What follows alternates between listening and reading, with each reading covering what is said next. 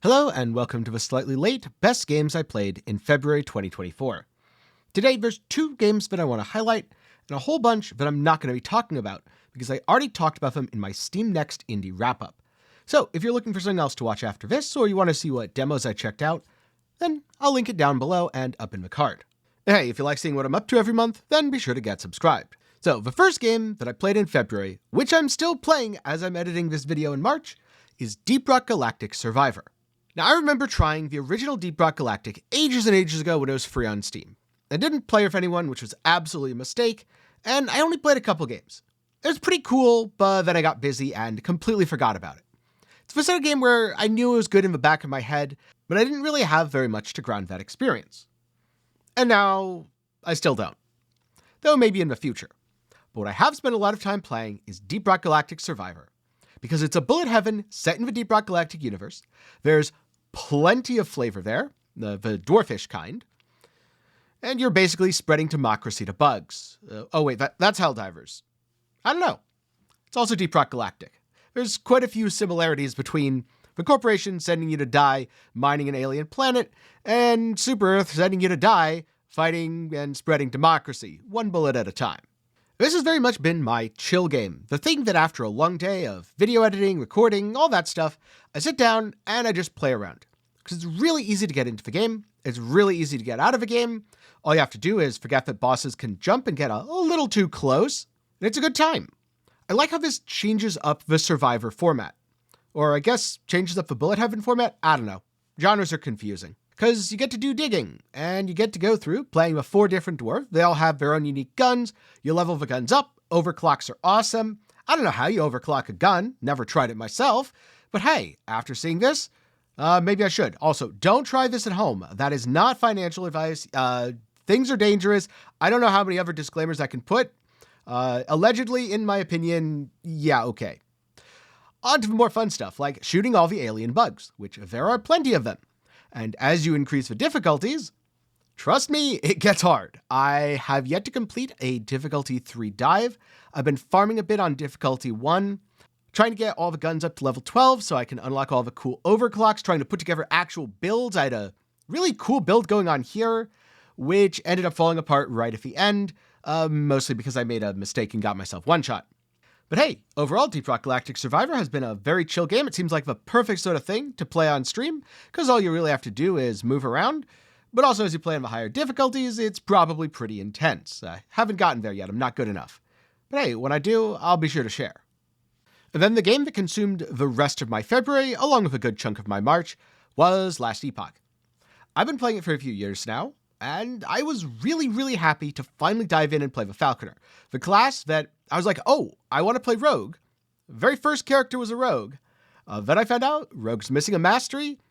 Been waiting all this time, finally got to play it. Turns out Falconer's pretty broken, but Warlock's also pretty broken. And that leaves me with a somewhat mixed feeling about Last Epoch as a whole. Because the game right now, at least compared to the way it was in the past, feels like a giant buffet of dessert. All the builds I played are stronger than any build I've played previously. I progressed faster than I ever have before, and I'm also hiding most of the exalted items I get because loot is so incredibly plentiful. And sure, when you're a kid, everyone loves a dessert buffet.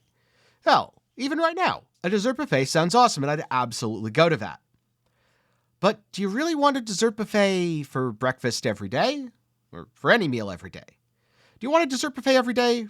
Personally, I don't. I've had a lot of fun with Last Epoch 1.0. But because it felt like dessert, I don't know how I'll feel about Last Epoch 1.1. I don't really want more of the same. At this point, I want something a little different. Rather than blasting monos with more loot than ever before, well, what else is there to do in the game? It's a question I find myself asking a lot. And in some ways, it feels like the answer is builds. There's a whole bunch of builds that you could play. But because some builds are just so much better than others right now, and because you progress them so quickly, but then grind corruption so slowly, I can't help but feel like, as it is, I'm only going to be playing 3 characters, even though I'd love to play 5, 6, or 7. I don't want to level them and take them through normal monoliths and get my corruption back up to 500 again. I've done that 3 times now, and that's kind of my limit. That isn't to say there isn't difficulty in Last Epoch. That isn't to say there aren't deep mechanics. But with the way the game hides a lot of that stuff, it feels very hard to access even as someone who plays the game a lot, which makes me feel like I'm engaging with a game only at a surface level, like I'm eating unlimited desserts at a buffet. But I can never get a solid meal from it. That said, I have been having a lot of fun diving into that buffet and trying all the broken things like Dive Bomb on Falconer, Torment on Warlock, and Wraithlord. Yeah, Wraithlord's probably the most broken thing I've tried, and that's absolutely saying something. That build is completely disgusting. Super janky, but if you want to turn your ARPG into a tower defense where the enemies are basically trying to get near your tower and your tower is obliterating everything, you should definitely play Wraithlord because it's probably going to be nerfed. But you know what? It does so much damage that they could probably nerf it by 50% and it would be totally fine. Hell, if they fix the bugs, it might not even notice. That said, I don't know what's next for the game yet. 1.1 is a big open question mark because everything until now was leading up to release. So I'm curious to see what EHG does, and in particular, how they handle bugs, how they handle improving the existing content, and streamlining the endgame experience. I guess we'll just have to wait for 1.1 or 1.2 to find out. Oh, and by the way, if you want to pick up Last Epoch for yourself because you haven't tried it yet, you can do so through my Nexus and help to support the channel. And again, as a reminder for those Steam Next demos, the videos should be coming out. I know I've been a little bit backlogged and late in editing. Turns out making about 2 videos a day for the first 2 weeks of Last Epoch's launch wasn't exactly the best idea in terms of having free time over the past 2 weeks. It's basically been wake up, work, sleep, wake up, work, sleep. Don't worry though, I'm going to be taking things a little more chill up until around when PoE launches. And hey, over the past couple weeks, I did at least have a few hours to play Deep Rock Galactic Survivor. But those are the games that I've been enjoying as of February 2024. Let me know down below what you've been playing or what you might want to see me play in the future. With that said, I'd like to take a minute to thank the patrons and channel members for the continued support.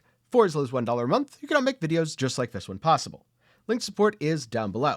With that said, thank you very much to everyone who watched to the end. I'm very glad you enjoyed the video, and I'll see you in the next one.